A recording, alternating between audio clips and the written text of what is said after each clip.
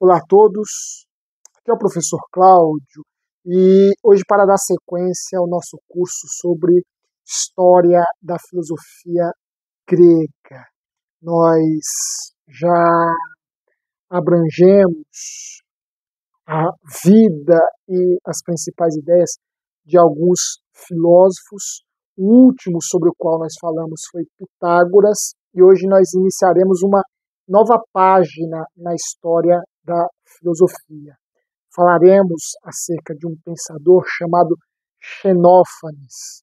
Neste vídeo nós faremos uma breve introdução, uma introdução mais geral, situando Xenófanes no tempo, no espaço, na história, e em nossos próximos encontros trataremos com mais detalhe acerca da filosofia propriamente dita de Xenófanes. Portanto, eu quero te convidar a nos acompanhar por mais esta jornada, por mais esta nova página, este novo momento da história da filosofia que se inicia agora. Mas antes eu quero te convidar para se inscrever em nosso canal. Este é um espaço por meio do qual nós levamos um pouco de conhecimento a vocês. Nós nos propomos aqui a contribuir com sua formação filosófica, levar um pouco de cultura, apresentar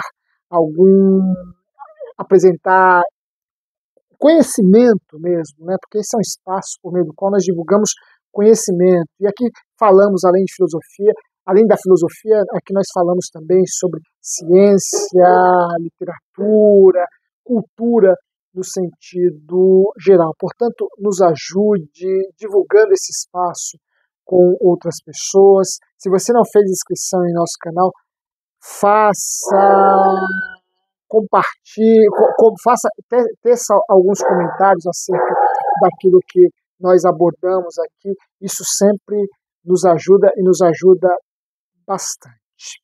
Bem, Xenófanes se alinha de alguma forma, o filósofo Xenófanes, um dos filósofos pré-socráticos menos falado, né? Um dos filósofos pré-socráticos menos conhecido, mas é um pensador extremamente importante, um pensador extremamente curioso. Xenófanes ainda tem uma preocupação cosmológica ao lado dos pensadores, de pensadores como Tales, Anaxímenes, Anaximandro e, em parte, Pitágoras. Xenófanes também é um filósofo que se dedicou a questões de ordem cosmológica. Ele também estava preocupado com o princípio, a origem do cosmos. Entretanto, a cosmologia de Xenófanes, como muito bem vai colocar o professor Giovanni Reale, a cosmologia de Xenófanes transforma, de certo modo, da cosmologia até então cultivada uma outra fisionomia, uma outra faceta. Trata-se de uma cosmologia com aspectos diferentes da cosmologia que até então vinha sendo construída pelos pré-socráticos. Nós falaremos sobre essa cosmologia com mais detalhe em nossos próximos encontros. Então, Xenófanes, um dos motivos pelos quais a filosofia de Xenófanes é extremamente importante é este acréscimo, esta nova cara, este novo semblante, essas novas cores que ele vai dar à cosmologia que havia sido construída até os seus dias. Bem, Xenófanes, para situarmos o seu pensamento no tempo e no espaço, Xenófanes nasce por volta de 570 antes de Cristo, né? Portanto, estamos falando ainda Estamos tratando da filosofia do sexto século antes de Cristo. Estamos falando da filosofia nos seus albores, em suas primeiras décadas de, de vida, de existência. E Xenófanes nasce numa cidade jônica chamada Cólofon. A Cólofon jônica vai ser o berço, né, a cidade natal deste grande pensador. Porém, muito jovem, Xenófanes deixou Cólofon, a Cólofon jônica, onde ele nasceu, e ele deixou a sua cidade natal provavelmente por questões políticas. Ele deixa Cólofon por volta, com cerca de 25 anos, ainda muito jovem, e ele o faz pelo fato de que Harpargo, um comandante persa a serviço de Ciro, ter invadido Cólofon na Jônia. Quando o governo persa, quando o Império Persa, melhor dizendo, né, se apropria da Jônia, se apropria de Cólofon, Xenófanes deixa a sua terra natal, ainda muito jovem, com cerca de 25 anos, e aí passa a peregrinar. Né?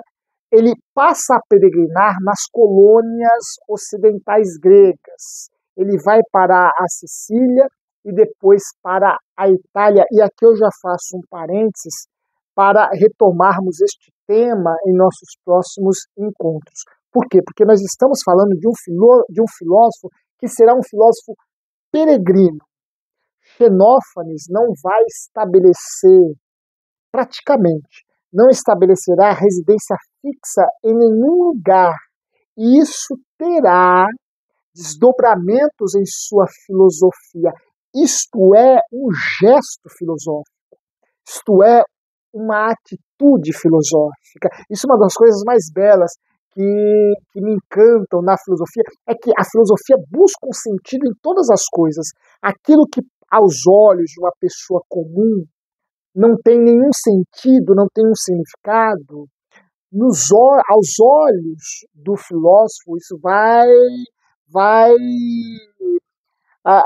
adquirir um sentido extremamente rico, extremamente amplo. O filósofo é este intelectual, este pensador que consegue desnudar as maravilhas do mundo, as maravilhas das coisas e das coisas mais singelas, aquelas sobre as quais nós dirigimos o nosso olhar e não vemos nada além do trivial, além do comum.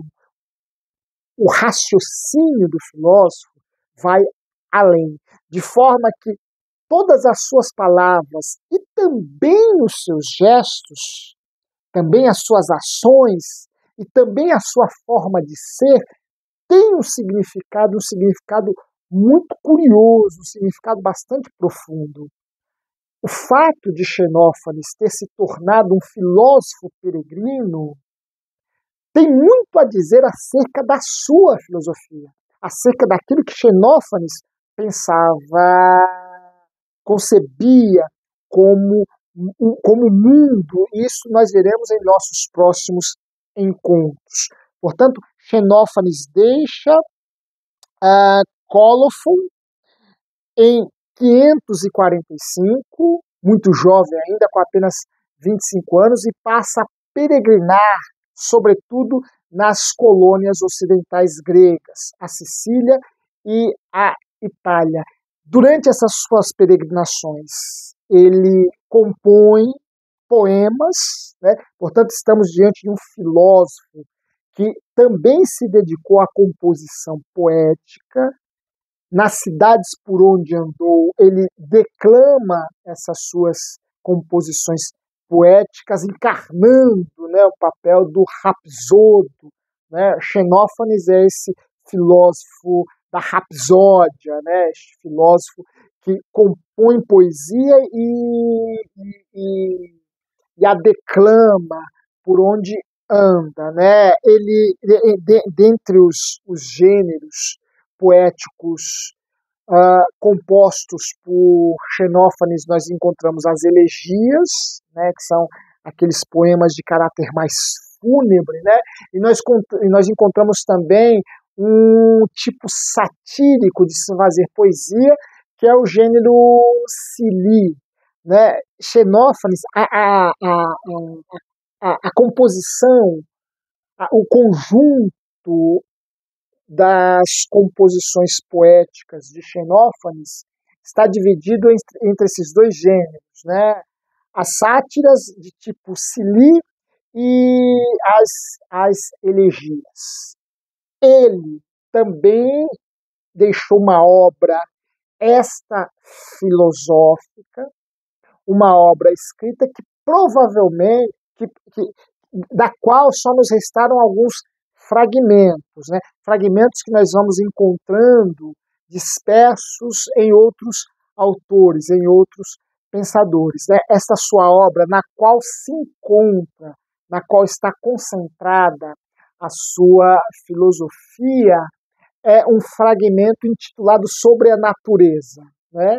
que é um título genérico. Né? Muitos outros pensadores, cujas obras não chegaram até nós, as obras completas, né, também receberão esse título geral, genérico, sobre a natureza, porque o objeto, já falei isto em encontros anteriores, e aqui eu resgato esse aspecto, porque ele é bastante importante. O objeto destes primeiros filósofos, destes primeiros pré-socráticos, ainda é a natureza, o cosmos, a physis.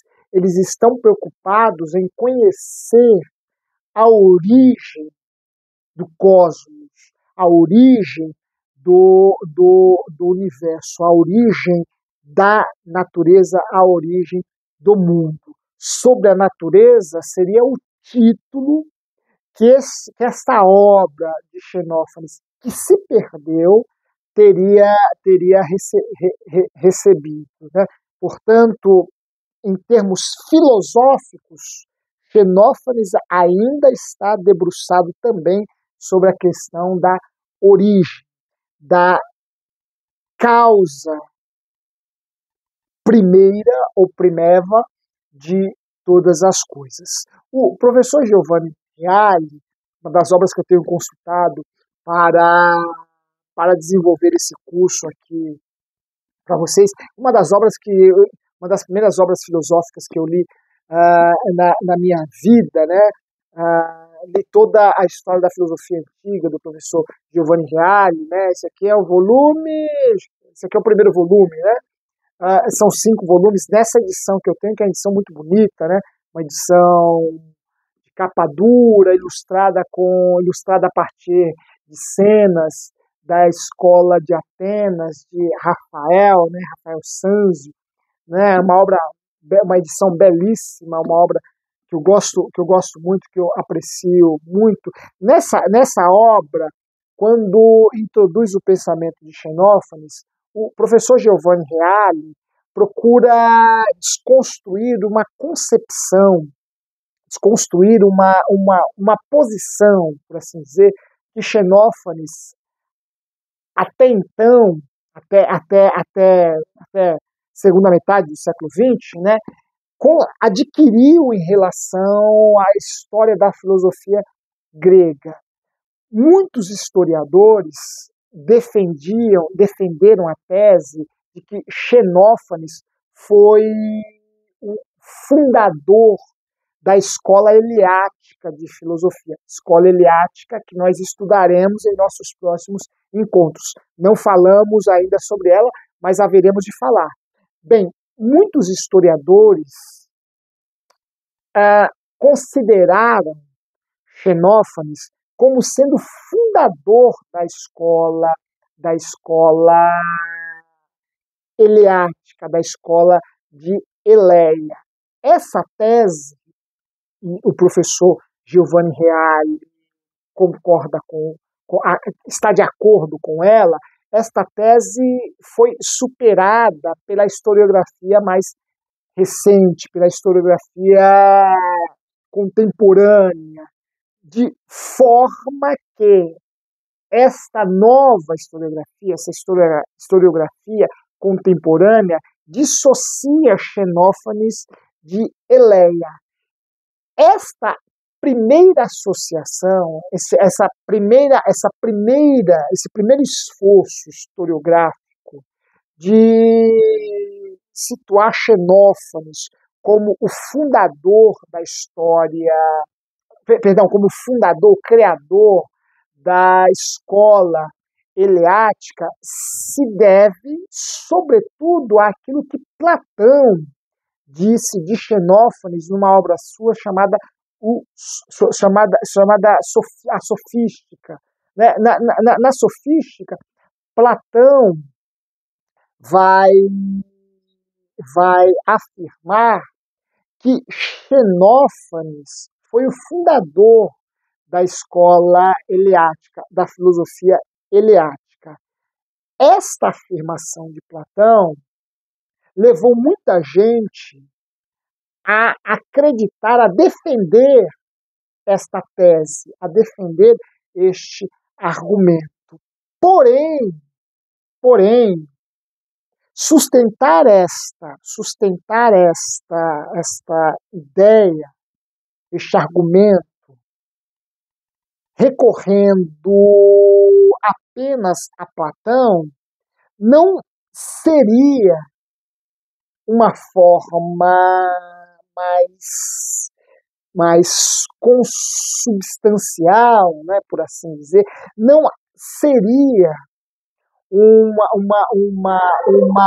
recurso argumentativo sólido, bem pavimentado. Por quê? Porque Platão não é um historiador de filosofia. Portanto, quando Platão afirma que Xenófanes fundou a filosofia de Eleia, a filosofia eleática, Platão não faz isso como um historiador, que não era de fato. Platão faz isso como um filósofo que está resgatando uma concepção de filosofia. O que interessa a Platão são as ideias de Xenófanes. Ele faz isso, ele faz esse resgate das ideias de Xenófanes para se contrapor a elas. Portanto, a sua preocupação não é a preocupação de um historiador, de modo que construir uma interpretação desta natureza, afirmando que Xenófanes fundou a escola eleática de filosofia a partir dessa citação curta, breve, né, quase que uma nota de rodapé de Platão, seria sustentar algo muito importante, mas a partir de fundamentos bastante frágeis, por assim dizer. Então, este primeiro argumento já é um argumento problemático, né? Essa primeira afirmação sobre este fundamento platônico já é uma afirmação bastante frágil, bastante vaga. E outros aspectos encontrados na filosofia de Xenófanes o distanciam da escola eleática. Primeiro, o fato de Xenófanes ser um filósofo peregrino, né? Um filósofo longevo, que viveu mais de 100 anos, né? E, portanto, peregrinou bastante, andou bastante, né? Xenófanes era um filósofo peregrino. E, por ser um filósofo peregrino, ele não havia estabelecido moradia fixa em lugar nenhum. Aos 92 anos de idade, Xenófanes não tinha ainda uma moradia fixa. Ora, se ele não tinha uma moradia fixa, como haveria de fundar uma escola em Eleia?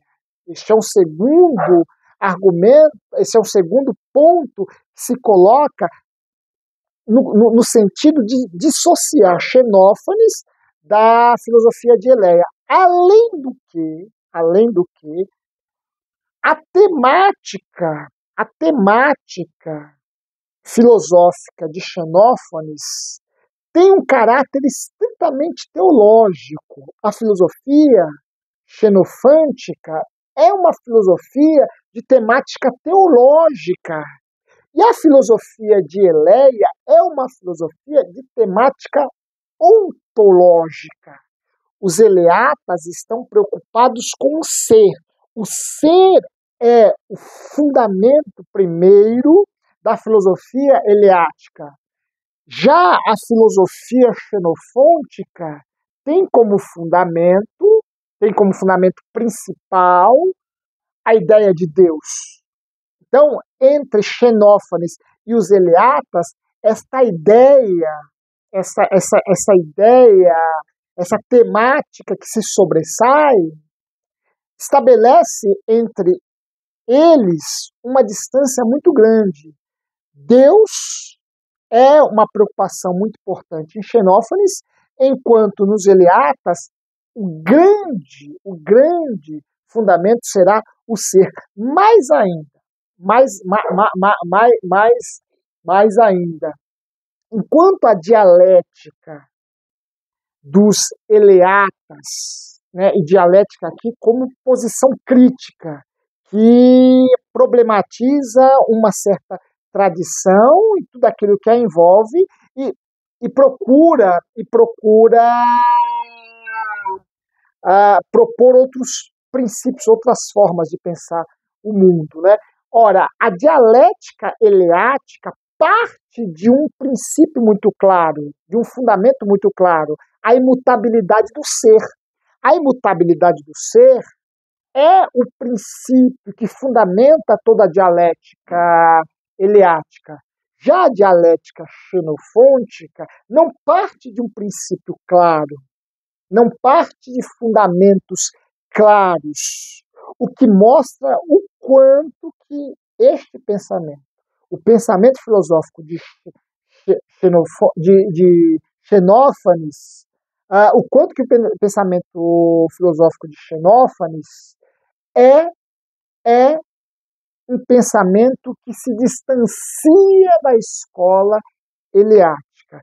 E nós veremos isso à medida que formos aprofundando nossos estudos sobre o pensamento de Xenófanes e conhecendo melhor o pensamento filosófico eleático. Mas isto nós faremos em nossos próximos encontros. Portanto, eu aguardo vocês aqui para que nós possamos dar sequência a esse nosso curso, a essa nossa viagem pela história da filosofia grega. Até lá, um forte abraço a todos vocês e não se esqueçam de compartilhar esse nosso vídeo, de deixar aí o seu joinha, de fazer a sua inscrição e em breve nós aqui nos encontraremos novamente. Um forte abraço e tudo de bom a vocês.